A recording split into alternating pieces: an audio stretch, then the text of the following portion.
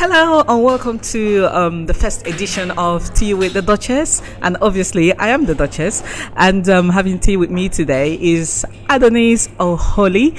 Adonis is a model, poet, and recently got crowned Mr. Africa 2012, which I actually was there to witness. So hello Adonis and welcome. Thank you for making that time to join us today. Thank you for having me. It's a pleasure. Okay. So we're going to just go right into it. Okay. So how did you start out as a model? I was initially a footballer, pursuing a career in football, and unfortunately I got injured and my world just basically got turned upside down. And just fortunately, a photographer named Sean Hickey saw my pictures on MySpace and asked if I would mind just having a photo shoot with him. So I accepted due to the fact that I just wanted away from my world at the time, which was upside down due to my injury. And so I went, had a photo shoot. It went really well. He told me where to put the photos, and from there a lot of other photographers saw me, and I just started getting a lot of exposure. People wanted to work with me. Wow, that's amazing. So could you tell us a little bit about your injury? What actually happened? Is this something you can talk about? Yeah, basically I tore my Achilles tendon in half. I did it 4 days before my trials with I had to host trials with different clubs around Europe, but I had trials with Bayern Munich in Germany 4 days.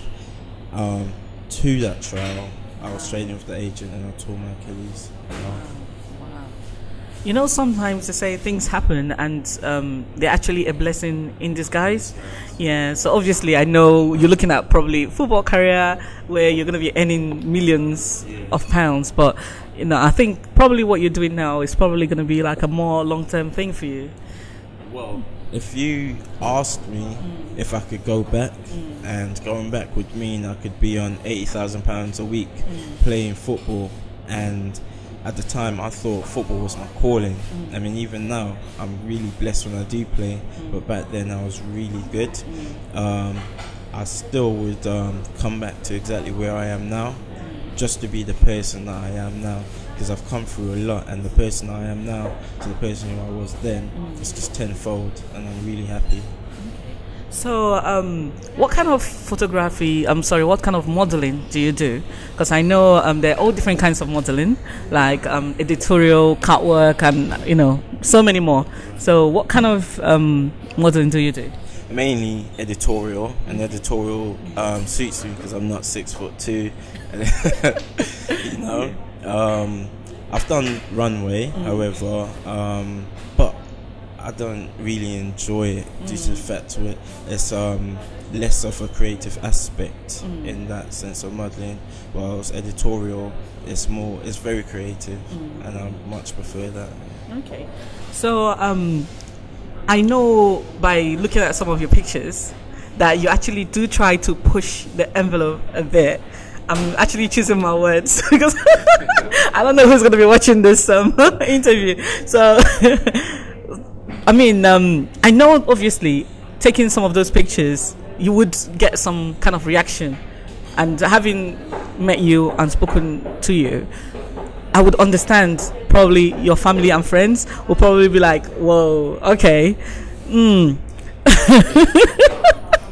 So tell me, what do your family and friends think about your pictures?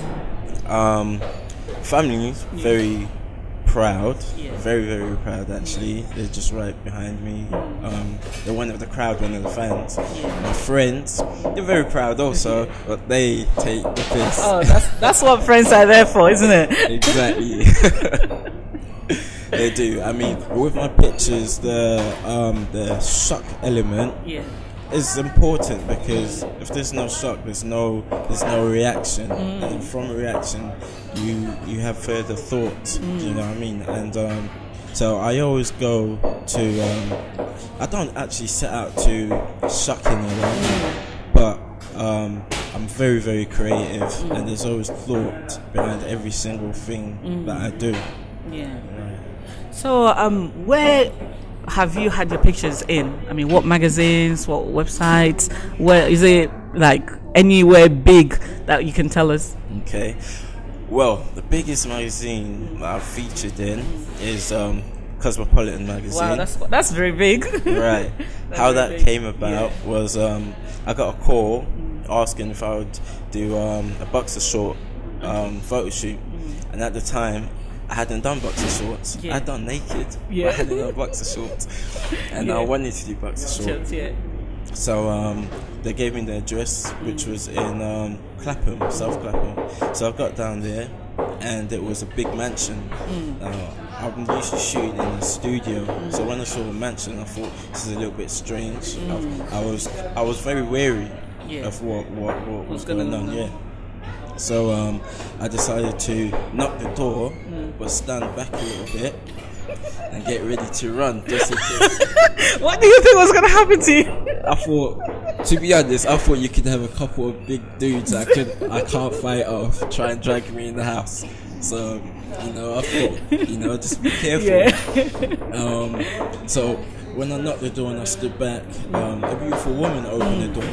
So that's when I thought, wow, they're smart. I got a woman to open the door to try and get me in. I put my head around the door, and the house was filled with women. So I went in as the makeup artist, and they told me that it wasn't really boxer shorts. It was a theme on getting 10 men naked in a day, or something like that. So I thought, let me call my friend Jerome Prince, who's also a model, and ask him about this. I called him and he said, no, don't do it, because I had already done naked shoots. I don't need to do any more. So I told him, no, I'm not going to do it. Whilst he's still on the phone, he says to me, wait, ask him, who's it for? So I'm like, okay, who's it for? And I say, Cosmopolitan magazine. Now, I just started modeling, so I don't know who Cosmopolitan magazine is. So when I say... Because you're not a woman. Exactly. Yeah. Good point. Yeah. So when I said to him on the phone, Cosmopolitan magazine, he just started shouting down the phone saying, do it.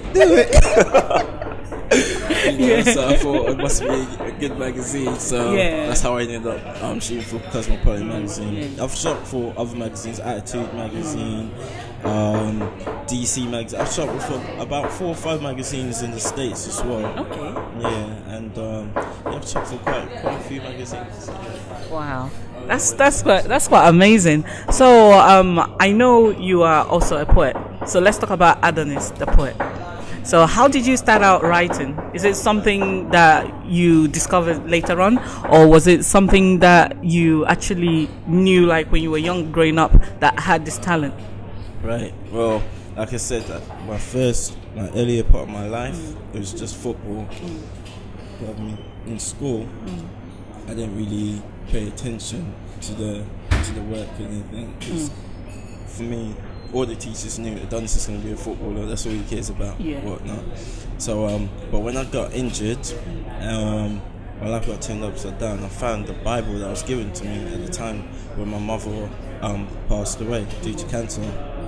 And for some reason, I fell into reading this Bible, and one thing led to another, and all of a sudden, I could put words together in a way that would paint pictures in other people's minds. And writers from around the world, especially in America and Germany, challenged me to keep on writing and listen what I would write. I did that, and all of a sudden, I became Adonis, the poet, and I took to it. I love it.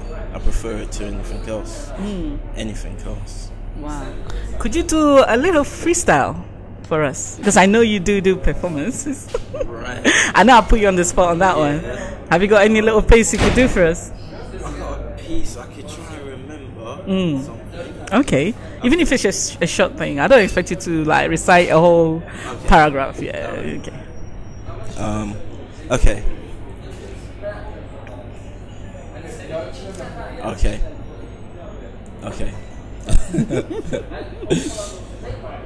Okay. They say what they say. Some say angels don't always flap with wings, but your smile always show the way. Down here, we always seem to lose the most beautiful things.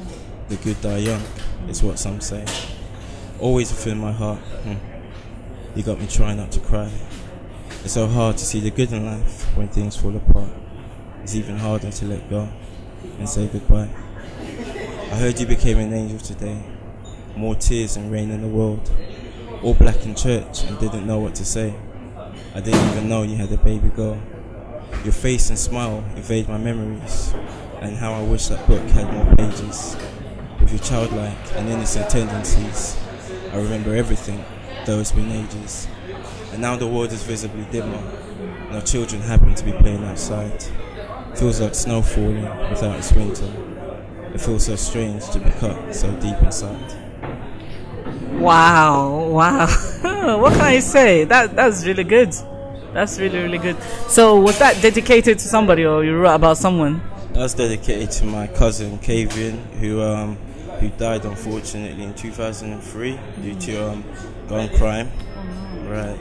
So it's a poem I dedicated specifically to him, but also to a lot of the young people that are dying nowadays violently to guns and knives and just gang crime out on the streets, you know. So I decided to dedicate something to those people so they could be remembered by everyone collectively, because it's happening a lot and too much, you know. Yeah, I hear you. I mean, a lot of that is needed, because a lot of young people, I think, are getting kind of like misled or misdirected. Sometimes, it takes some people grow up knowing exactly what they want to be when they grow up, and then some people, it takes them a little longer to actually find their direction. And in between finding that, it's so easy to fall into so many things.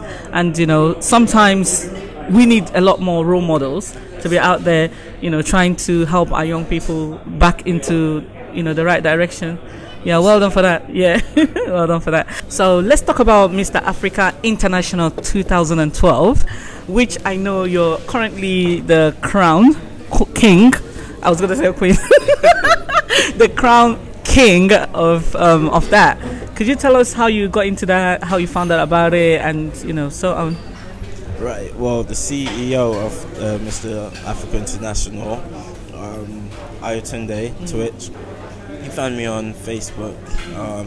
He approached me, said that he's been watching me for a while and seen all the things that I was doing, and thought I'd be an ideal candidate to run for Mr. Africa International. So we met up, we had a meeting. I liked what he had to say, and just went for it. Yeah. The whole process was wow, because I didn't know that it was such a big deal. Like I said, I wasn't really into the modelling thing. I used it to get into the acting, found my writing, and I was done with the modelling and good with that. But even after winning the Mr. Africa International, the things that came my way, like for instance, when he would call me and say, all right, you've got an interview, you've got a radio interview, or whatever, I would turn up not knowing how big it was, how much of a big deal my title was, and I was just blown away. Like, I was thinking, I don't know what I was thinking. I didn't think it was that big, but it's huge, and it just makes me even more. It's like winning it again and again and again. Yeah, you know. Wow, that's quite nice. So I know obviously from, I don't know about male competitions, but I know for like beauty pageants with women in it, usually the queen usually has like duties or responsibilities, things that they hope to achieve within the year of their reign. So what have you, or do you have any things that you've set out to achieve within your year? Any charities you're supporting or any causes you're promoting? Well, the first thing I'm doing is helping to build this business, a small-scale African business. We decided to go with a clothing line called 929. Okay. Right, so I'm going to help promote and build that business up. The other thing that I want to do personally, even before this Mr. Africa, I was always going to do it, I wanted to have a children's charity, charity for children, not just any children in hospitals, because there's not enough done for children. You know, we live our lives, but sometimes I just think to myself, wow, there's just children in hospitals that aren't going to make it throughout the week or the month. Do you know what I mean? And I would like to really do something for these children. So I've got a plan in place. I'm really excited about it. I'm not sure if I can say too much about it, because I want to do it as opposed to just speaking about it. Do you know what I mean? But yeah, definitely children is my main focus, and then eventually I want to expand and go to places in Africa, even if it's just to build one well in one particular place, and then build a well in another place, and then revisit the first place and do something else, and also build up a relationship with these people. Because one thing I've noticed is that in third world countries, they don't know what the rest of the world knows. They don't know how good it is out here. Just like out here, we don't know how bad it is over there. And that's there's no relationship. It's like you're dealing with your situation, we're dealing with our situation, you know. So I want to bring some kind of a communication, some kind of line together where we know about each other. Do you know what I mean? And that's what I think that's very important. Wow, that's actually amazing. So I know you talked a little bit about acting. So you know, I knew about you as a poet, I knew your modeling, and then I knew about the Mr. Africa International thing, but I didn't actually really know about your acting thing. So could you tell us a little bit about it? And if you have any projects coming up you could talk about? Well, acting, I was fortunate to go to Sylvia Young's performing arts school when I was younger. My mama got me into that. I was taken away from the acting because of the football, but I had always had a love for acting. And then through the modelling, I decided to use that to get back into the acting. So I've done a few parts here and there, feature films or whatnot, and I'm right now in negotiations for securing a part to play in Nigeria in a Nollywood movie. Yeah. Starring Jockey, a lady called Jockey. Oh, Jockey Silva. That's it, Jockey Silva. I could be playing her son. Wow, that's quite amazing. That's really exciting. Wow. So unfortunately, we've come to the end of our interview. Oh, I know, me too. And we're having tea, obviously. Wow, you know what? Yeah, these Turkish people, oh my God, they excel when it comes to foods. You know, Turkish tea, Turkish cake, and I don't know about the tea, but I'm not.